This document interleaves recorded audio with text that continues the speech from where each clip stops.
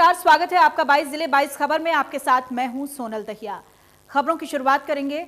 26 जनवरी को लाल किले पर झंडा फहराने को लेकर पूर्व सीएम भूपेंद्र सिंह हुड्डा ने कहा है कि लाल किले पर तिरंगा फहराने वाले किसान नहीं, शरारती तत्व हैं। उन्होंने कहा कि पूर्व मुख्यमंत्री भूपेंद्र हुड्डा ने कहा है कि किसानों का रूट सही था और किसान शांतिपूर्वक धरने पर बैठे। किसानों का समर्थन करते हुए कहा कि किसानों की मांग जायज है। वहीं हुड्डा ने आंदोलन में मारे गए लोगों को सरकारी नौकरी की भी मांग की है। देखिए, जो इतना बड़ा आंदोलन, जो कोई कह रहा था भाई 8 लाख आदमी थे, कोई 10 लाख बताता है, तो कुछ लोग शरारती तत्व जो लाल किले पे गया है उसकी मैं वो निंदनीय है, निंदा करता हूँ। सरकार को ऐसे तत्वों की पहचान करनी चाहिए। क्या उनकी मंशा थी? क्या आंदोलन खराब करने की थी, या आंदोलन को किसान को उनको बदनाम करने की थी, या कोई विदेशी हाथ था? क्या था वो? ये उनको करनी चाहिए, उसकी निंदा करता हूँ। लेकिन किसानों के ने जो अपना संयम रखा, नहीं तो मैंने तो बहुत देखे हैं, इतनी भीड़ होने के बाद किसानों के साथ साथ दिल्ली पुलिस ने भी संयम रखा, नहीं तो बहुत बड़ी घटना घट सकती थी अगर आपस में टकराव हो जाता। तो वो आज कल नहीं हुआ, तो इस वास्ते किसानों को भी और दिल्ली पुलिस को भी मैं संयम के लिए जो किया उनका बड़ा एक प्रशंसा करता हूँ। और जिन आदमियों ने ये लाल किले में जाने का प्रयास किया और वहाँ किया, उनकी निंदा करता हूँ। और लेकिन पता करना चाहिए, जांच करनी चाहिए, जाए कैसे, कौन गए, कैसे गए, किस मंशा से गए। किसान नेताओं पर भी केस दर्ज हुए हैं। चलो, वो तो केस की तो जो बात है, केस तो एक उन्होंने कहा है, लेकिन उन्होंने कहा आइडेंटिफाई करेंगे, वीडियो देखेंगे। जो मैं वहाँ का दिल्ली पुलिस में, ये तो जहाँ तक था, ये इनका तो ये था, इन्होंने कोई रूट बदला नहीं अपना किसानों ने, लेकिन कुछ शरारती तत्व किस मंशा से गए जब भी तो पता करें। लेकिन ऐसा जो है अनुशासित और शांति प्रिय अहिंसक जो 60 दिन तक जो चला है आंदोलन, वो मैंने अपने ज़िंदगी में नहीं देखा। और सरकार को उनकी बात माननी चाहिए, क्योंकि जो कानून है ये किसानों के हित में नहीं है। और इसी वास्ते किसान चिंतित है, सर्दी में वहाँ बैठा था।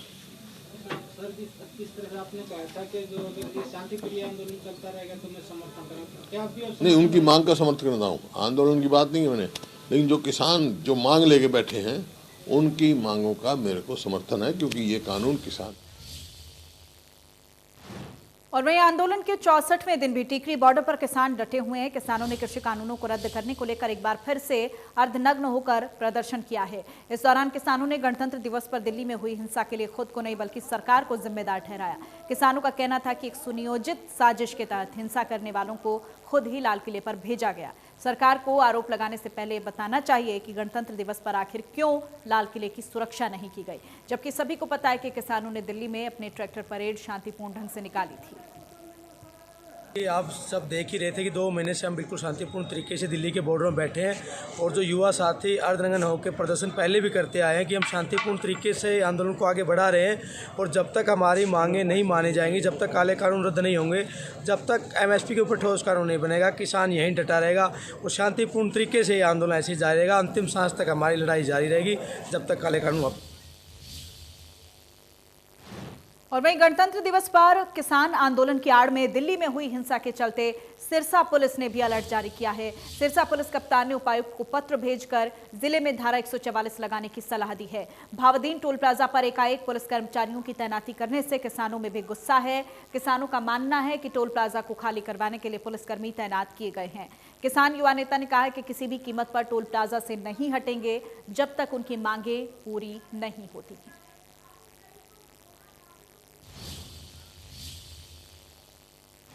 और वहीं हिसार के चारों ओर टोल पर अभी तक किसानों का धरना सुचारू रूप से चल रहा है। किसानों ने बातचीत के दौरान कहा है कि गणतंत्र दिवस किसान ट्रैक्टर परेड के बाद भी उनका धरना सुचारू रूप से चल रहा है। किसानों की माने तो जब तक कृषि कानूनों को वापस नहीं किया जाता तब तक टोल मुक्त अभियान चलता रहेगा।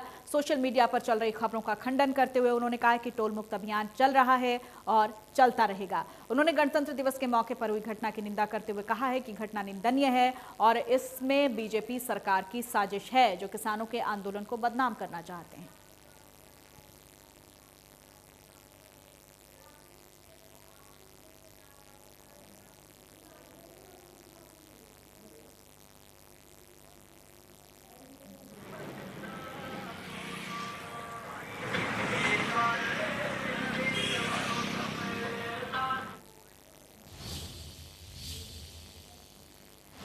और वहीं अंबाला नगर निगम की मेयर शक्ति रानी शर्मा ने आज वार्ड नंबर 7 में आने वाले नाहन हाउस इलाके का औचक निरीक्षण किया। इस दौरान मेयर शक्ति रानी शर्मा सफाई व्यवस्था को लेकर पूरे तरीके से असंतुष्ट नजर आई। उन्होंने कहा कि इलाके की सफाई करवाई जाएगी और नालों को बेहतर करवाया जाएगा। मेयर शक्ति रानी शर्मा ने आज वार्ड नंबर 7 में आने वाले नाहन हाउस इलाके का औचक निरीक्षण किया और एक गली में पहुंची। इस दौरान जो तस्वीर निकलकर सामने आई वो बेहद ही निराश करने वाली दिखी। इलाके में गंदगी के ढेर लगे थे और नाले नालियां पूरे तरीके से ब्लॉक थी। जैसे मेयर ने निरीक्षण शुरू किया वैसे ही लोग भी शिकायतें लेकर मेयर के पास उम्मीदों के साथ पहुंचे और बताया कि इलाके में उन्हें बहुत सी परेशानियों से जूझना पड़ रहा है। लोगों ने बताया कि वो चक्कर काट चुके हैं लेकिन कोई सुनने वाला नहीं।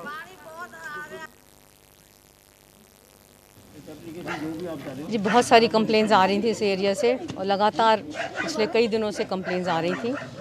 और जोगीवाड़ा में जैसे वहाँ के एमसी ने भी मुझे कंप्लेंट करी थी तो मैं उनके साथ आई थी देखने के लिए और ये सारा एरिया हमने घूमा देखा और वाकई दिक्कत है लोगों को और अब इसका निवारण करेंगे, इसको दूर करेंगे। साफ़ सफाई जो बहुत बुरा हाल है उसको दुरुस्त करेंगे। नाले की डिमांड है, कहीं ओवरफ्लो है, बहुत ज़्यादा ब्लॉकेज देखने को मिली है। हाँ, पहले तो सफाई होगी, सफाई होने के बाद फिर देखते हैं कि पानी का फ़्लो कहाँ को जा रहा है। कई कह रहे हैं कि उल्टी डायरेक्शन में पानी का फ़्लो स्लोप है तो उसको देखते हैं, बात करेंगे कि कैसे इसको ठीक किया जा सकता। करेंगे जो एप्लीकेशंस गई हुई हैं उन पर कार्रवाई क्यों नहीं करी गई और जो नई एप्लीकेशंस आ रही हैं उनको भी देखेंगे और जो चीज़ खुद को नज़र आ रही है मुझे तो वो मैं पहले करवाऊंगी कि बिना कंप्लेन के भी इंसान को दिखता है कि क्या गलत है क्या सही है। और वहीं तावड़ू शहर के गर्ल्स सीनियर सेकेंडरी स्कूल में एक 12वीं की छात्रा के साथ स्कूल के ही प्रिंसिपल द्वारा जबरन छेड़छाड़ करने का मामला सामने आया है। मामला सामने आने के बाद स्कूल स्टाफ ने ब्लॉक शिक्षा अधिकारी को आरोपी प्रिंसिपल के खिलाफ शिकायत देकर स्कूल से स्थानांतरण और उसके खिलाफ कार्रवाई की मांग की है। ये जो है 12th की लड़की है जिसने शिकायत दी है कि मेरे साथ जो है अश्लील हरकत की गई कंप्यूटर लैब में और उसकी जो क्लास टीचर थी उसके बारे में भी प्रिंसिपल ने जो है काफ़ी अपशब्द कहे हैं। जब ये मामला जब इंचार्ज के पास पहुंचा तो उसने जब प्रिंसिपल से पूछा कि ये कैसे किया तो उन्होंने जो है उसे स्वीकार किया और ये कहा कि भाई मैं आगे से ऐसा नहीं होगा, ठीक है। लेकिन क्योंकि एक प्रिंसिपल के नाते जब लेक्चरर ने ये अच्छा नहीं समझा कि एक प्रिंसिपल ही ऐसा करेगा तो फिर बाकी क्या करेंगे, इसलिए जो है इवन स्टाफ की तरफ से भी शिकायत आई है कि उन्हें प्राचार्य के विरुद्ध अनुशासनात्मक कार्य। और वहीं टोहाना में बिजली चोरी करते हुए पकड़े जाने के बाद विभाग द्वारा लगाए गए जुर्माने की राशि न भरने वालों पर विजिलेंस की टीम ने शिकंजा कसते हुए कार्रवाई शुरू कर दी है और इसी सिलसिले में विजिलेंस टीम ने एएसआई रामचंद्र के नेतृत्व में कार्य करते हुए कल्याण नगर निवासी शमशेर सिंह को गिरफ्तार किया है। पुलिस ने आरोपी को कोर्ट में पेश करके हिसार जेल भेज दिया है। इस दौरान विजिलेंस विभाग की टीम ने कहा है कि विभाग द्वारा लगाए गए जुर्माने को न भरने वाले लोगों पर शिकंजा कसने के लिए अभियान चलाया जा रहा है। जानकारी के अनुसार बिजली विभाग की टीम ने 6 सितंबर 2017 को दुकान में बिजली चोरी करते हुए उसको पकड़ा था, जिसके बाद 1,82,229 रुपए का जुर्माना लगाया गया था। बिजली चोरी करने के बाद जुर्माना न भरने पर 17 फरवरी 2018 को आरोपी के खिलाफ केस दर्ज किया गया था, जिसके बाद से आरोपी फरार चल रहा था। विजिलेंस विभाग की टीम ने कार्रवाई करते हुए शमशेर को गिरफ्तार किया था। टोहाना में विजिलेंस टोहाना में जो 2017 में बिजली बोर्ड निगम टोहाना ने जो करे थे बिजली की चोरी चेकिंग की थी, उसमें कैंची चौक टोहाना पे शमशेर सनोक सुलेमान को पे बिजली चोरी का जुर्माना लगाया था जिसमें जुर्माना ये 1,82,229 रुपये लगाया था, जो इसने आज तक जुर्माना अदा नहीं कराया। पुलिस को देखते ही ये रूपोश हो जाता था, जो आज इसको कैंची चौक टुहाना से गिरफ्तार करके कोर्ट में पेश किया गया है। बाद कोर्ट पेश अदालत हिसार जेल में छोड़ दिया गया। और इसी प्रकार जो भी अन्य बिजली में जिन पर निगम ने जुर्माना लगाया हुआ है और मुकदमा दर्ज है निगम की तरफ से, तो ऐसे लोगों को सभी को भी जल्द से जल्द गिरफ्तार करके न्यायालय में। और वहीं पंचकुला में बेखौफ लुटेरों का आतंक लगातार जारी है। लुटेरों ने 24 घंटे में लूट की 2 बड़ी वारदातों को अंजाम देकर जिले में दहशत फैला दी है। लूट की ताजा घटना पंचकुला बरबाला नेशनल हाईवे स्थित मट्टावाला गांव के पास से सामने आई है, जहां आधा दर्जन लुटेरों ने एक ई-पे कंपनी में गन पॉइंट पर करीब 2.5 लाख रुपए लूट लिए। जानकारी के अनुसार बिजली विभाग का बिल भरने वाली कंपनी ई-पे कर्मचारी सतनाम रामगढ़ के नजदीक बिल्ला गांव में बिजली बिल को भरकर एकत्रित हुए। करीब 2,30,000 रुपए लेकर बाइक से रायपुर रानी स्थित बिजली विभाग कार्यालय जा रहा था। जैसे ही कर्मचारी सतनाम बाइक लेकर मट्टावाला के पास पहुंचा तो पीछे से आए बाइक पर सवार एक युवक ने उसकी आंखों पर मिर्ची पाउडर फेंक दिया, जिससे अनियंत्रित होकर युवक बाइक समेत गिर गया। जिसके बाद लुटेरों में किसी एक ने उस पर तेजधार हथियार से हमला कर दिया और रुपयों से भरा बैग छीनकर फरार हो गया। मैं आज रायपुर से यहाँ बिल्ला में बिल भरने जा रहा था और यहाँ फिर कलेक्शन करके शाम दोपहर को 2-3 बजे डल दिया वहाँ से। और 2:50 के बीच में 2:50 और 55 के बीच में मेरे पास ये वार मैं वहाँ बिल्ला से आ रहा था। पीछे से मोटरसाइकिल सवार ने मेरे मुंह पर मिर्ची गिरी। अरे पीछे से मोटरसाइकिल ने मुझे टक्कर मारी और मैं नीचे गिर गया। मैं बचने के लिए भागा और पीछे से मेरा बैग पकड़ के उन्होंने कहने लगे कि मैं तेरा कपान मार दूंगा, नहीं तो बैग दे दे। बस 6 लोग थे सर, मेरे पास 2,30,000 कैश था। और वहीं चरखी दादरी के गांव बुधवाना में चोरों ने कई दुकानों को अपना निशाना बनाया है। लाखों रुपए के सामान पर अपना हाथ साफ कर दिया। दुकानदारों ने बताया कि रात को चोरों ने दुकानों के शटर को तोड़कर सामान और रुपए की चोरी की है। चरखी दादरी जिले के गांव बुधवाना में चोरों ने लाखों के सामान पर हाथ साफ कर लिया। कई दुकानों में सेंधमारी की गई। दरअसल बुधवाना के बस स्टैंड पर बड़ी तादाद में दुकानें हैं, जहां पर अज्ञात चोरों ने रात्रि करीबन 12 बजे के बाद चोरी की वारदात को अंजाम दिया। चोरी की वारदात को अंजाम देने के बाद तमाम चोर वहां से फरार हो गए। हालांकि सीसीटीवी कैमरे की फुटेज देखने पर पता चला है कि 4 लोग, करीबन अगर संख्या की बात की जाए 4 लोग तादाद में थे, जिनके द्वारा चोरी की वारदात को अंजाम दिया गया। बहरहाल पुलिस को शिकायत दी गई है। पुलिस सीसीटीवी कैमरे खंगालने के बाद फुटेज अपने साथ ले गई है। हालांकि दुकानदारों में इस बात को लेकर रोष कायम है। दुकानदारों का सीधे तौर पर कहना है कि पहले भी शिकायत दर्ज करवाई गई है कि यहाँ पर कोई पुलिस नाका बनाया जाए, क्योंकि जिस तरह से यहाँ पर एक तरह से दूसरे ज़िले की बॉर्डर पड़ती है, तो ऐसे में यहाँ पर पुलिस की व्यवस्था की जानी चाहिए। लेकिन कोई पुलिस की व्यवस्था ना होने की वजह से इस तरह की वारदात आम हो गई है। बहरहाल दुकानदारों में रोष है। दुकानदारों ने पुलिस प्रशासन से मांग की है कि चोरी की वारदात को जल्द से जल्द सुलझाया जाए। चरखी दादरी सहयोगी अनिल लहरी में वीडियो जर्नलिस्ट सुमित अवस्थी के साथ रवि जांगड़ा, इंडिया न्यूज हरियाणा। और वहीं भिवानी में कुछ बदमाशों ने एक टैक्सी को किराए पर लिया, जिसके बाद चालक को गोली मार दी, उसे मौत के घाट उतार दिया। फिलहाल पुलिस ने 5 हत्यारों को गिरफ्तार कर लिया है और 3 फरार हैं। दहशत फैलाने के मकसद से हत्या व लूटपाट की वारदात को अंजाम देने वाले गैंग का भिवानी पुलिस के द्वारा पर्दाफाश किया गया है। दरअसल 20 जनवरी को भिवानी जिले के गांव पालुवास निवासी प्रदीप की स्कोडा गाड़ी को किराए पर कुछ युवकों के द्वारा ले जाया गया था। उसके बाद गांव कोहाड़ के पास गाड़ी चालक की कनपटी पर गोली मारकर उसको घायल कर दिया गया था। उसके बाद 2 दिन के बाद उसकी मौत हुई थी, उसका शव मिला था। हालांकि पुलिस के हाथ खाली थे, रोड जाम किया गया। ग्रामीणों के द्वारा पूरे मामले की जांच की बात कही गई थी। इसके बाद सीआईए पुलिस के द्वारा मामले का पर्दाफाश किया गया है। और जिस तरह से मामले पर पर्दा उठा है तो कहीं न कहीं चौंकाने वाला मामला था, क्योंकि जो कहानी सामने आई उसके बाद पुलिस भी हैरत में है। दरअसल 5 लोगों की एक गैंग थी और गैंग का जो मुख्य आरोपी है रामविलास, भिवानी जिले के गाँव कोहाड़ का रहने वाला है, जिसने दहशतगर्दी के मकसद से इस गैंग को बनाया था। सोशल मीडिया पर दोस्ती कर गैंग बनाने की प्लान बनाई। हालांकि बता दें कि उसका इतिहास पहले से ही आपराधिक प्रवृत्ति का था। हत्या, लूटपाट, डकैती के 17 मामलों में ये शख्स अभियुक्त था और 2 मामलों को पैरोल पर आने के बाद अंजाम दिया गया था। बहरहाल पुलिस ने जिस तरह से पूरे मामले का साफगोई से पर्दाफाश किया है, उसके बाद ये कहना कतई गलत नहीं होगा कि किस कदर अपराधियों के हौसले बुलंद हैं।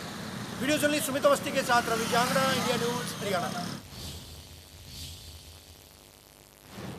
और अब बात करेंगे यमुनानगर की, जहां जैन जीव दया केंद्र घायल हो रहे पक्षियों को जीवन दान दे रहा है। शहर के अंदर कहीं भी घायल मिलने वाले पक्षियों को लाकर इलाज करने के बाद उनको छोड़ दिया जाता है।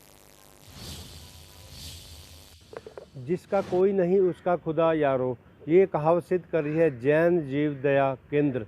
यह संस्था शमशान घाट यमुनानगर में पिछले 8 साल से कार्य कर रही है और शहर व जिले में कहीं भी कोई भी पक्षी घायल होता है और यहाँ तक पहुँच जाता है तो उसका इलाज किया जाता है। संस्था ने इसके लिए स्पेशल एक्सपर्ट भी रखे हुए हैं। यहाँ तक कि चील और बाज का भी यहाँ पर इलाज किया जाता है। दुर्लभ प्रजाति की चिड़िया जो आजकल देखने को भी नहीं मिलती, यहाँ पर सैकड़ों किस्म के ऐसे पक्षी जो यहाँ पर आते हैं और इलाज के बाद उनको छोड़ दिया जाता है। कहीं से जब भी कोई सूचना आती है कि ये घायल पक्षी है, या तो वहाँ पर संस्था का आदमी जाता है या कोई भी जब इसको यहाँ पर अस्पताल में लेके आते हैं तो उसका प्रॉपर डॉक्टर द्वारा इलाज कराया जाता है। इलाज करवाने के बाद फिर उसे छोड़ा जाता है। यहाँ पर जो संस्था के लोग हैं उनको पट्टी वगैरह करते हैं, जो खाना पीना जिस तरह की उसकी डाइट है प्रॉपर उन्हें डाइट दी जाती है। यमुनानगर से देवीदास शारदा, इंडिया न्यूज़, हरियाणा। और वहीं कैथल के साकार गांव के पास हुई हत्या मामले में पुलिस ने 3 आरोपियों को गिरफ्तार किया है। डीएसपी रविंद्र सांगवान ने बताया कि प्रॉपर्टी विवाद के चलते एक भाई ने सुपारी देकर अपने भाई की हत्या करवाई थी। बता दें कि 7 दिन पहले पुलिस को एक अज्ञात शव की सूचना मिली थी, जिसकी पहचान जयपाल के तौर पर हुई। मृतक के भाई की शिकायत पर मुकदमा दर्ज किया गया था। उसने ताऊ के लड़के समेत 5 लोगों के खिलाफ मामला दर्ज करवाया था।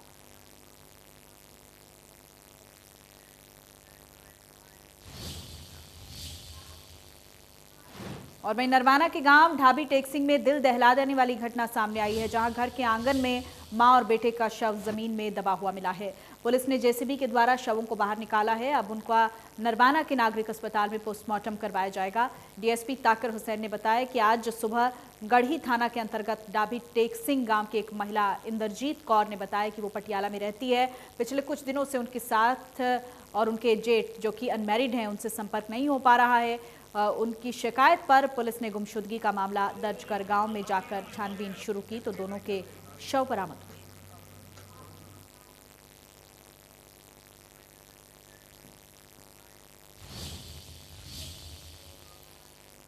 और इसी के साथ बुलेटिन में फिलहाल इतना ही। नमस्कार।